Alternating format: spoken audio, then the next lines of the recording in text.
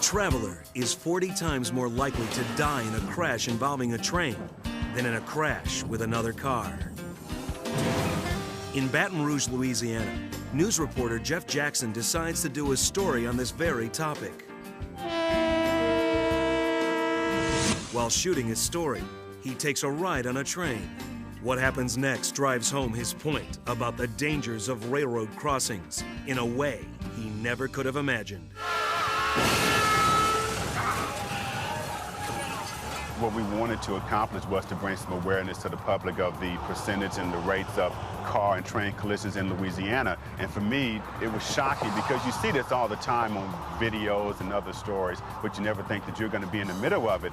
Betsy Williams was riding the train with Jeff Jackson when the collision occurred. At the time, we were just going through. I was taking the news crew through to see what drivers were, what behavior they had at the railroad crossing. Like this semi-driver who swerves out of his lane to avoid the crossing barrier. Ironically, Betsy is with Operation Lifesaver, a group that advocates more education about car and railroad collisions. Operation Lifesaver is a nonprofit program that's dedicated to eliminating fatalities and injuries at highway rail grade crossings and on railroad rights of way.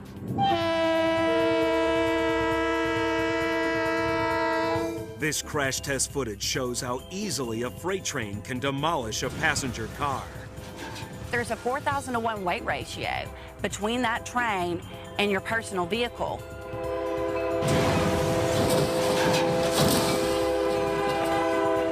It's the same weight ratio as your personal vehicle running over a 12-ounce aluminum can.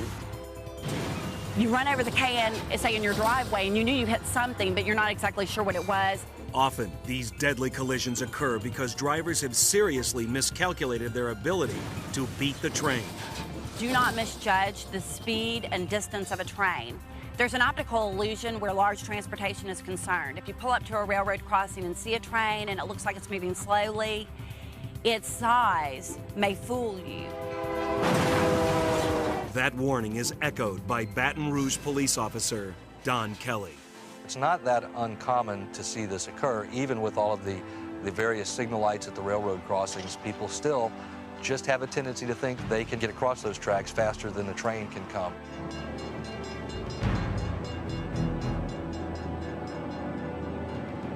You're 40 times more likely to die in a collision with a train than in a collision with a regular four-wheel vehicle. Well, the worst possible scenario is fatality, sometimes whole families that have been wiped out, and that is very tragic and very preventable thing to see. Tragically, these collisions occur at a very alarming rate. Every 2 hours, either a collision between a train and a vehicle or a train and a pedestrian. In this case, even after the car slams into the locomotive, the train can't stop. It takes those trains a long time to stop. They just don't stop on the button, you know. It takes a fully loaded freight train traveling about 55 miles an hour, 1.5 miles, to come to a complete stop.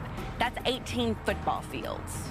With every foot the mangled vehicle is propelled forward, the odds of the driver's survival grow slimmer. This looks like an accident no one could possibly live through.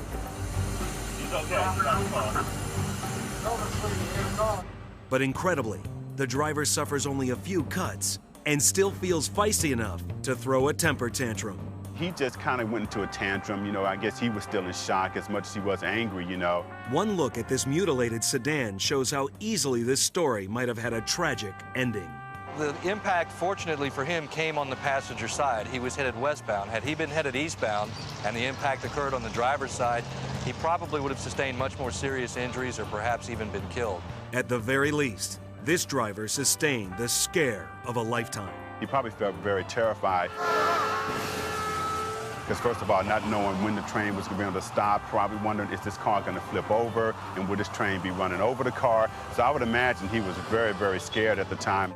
Like many other motorists who collide with trains, this man was in a hurry. The gentleman stated to us that he was running late. In fact, he was running late for a court appearance. And he told me that he thought that he could make it through the crossing before the train got there. And unfortunately, that wasn't the case. Since drivers are held legally liable for these accidents, This man will probably have to make many more court appearances. If there is property damage, which there certainly will be, if there are injuries, which there quite likely will be, you as the driver of that vehicle are going to be the one ultimately responsible for them. This impatient motorist was lucky to survive, but other daredevil drivers won't be so fortunate. It's not the best decision to make, to try to beat a train, because even if it's a tie, you lose.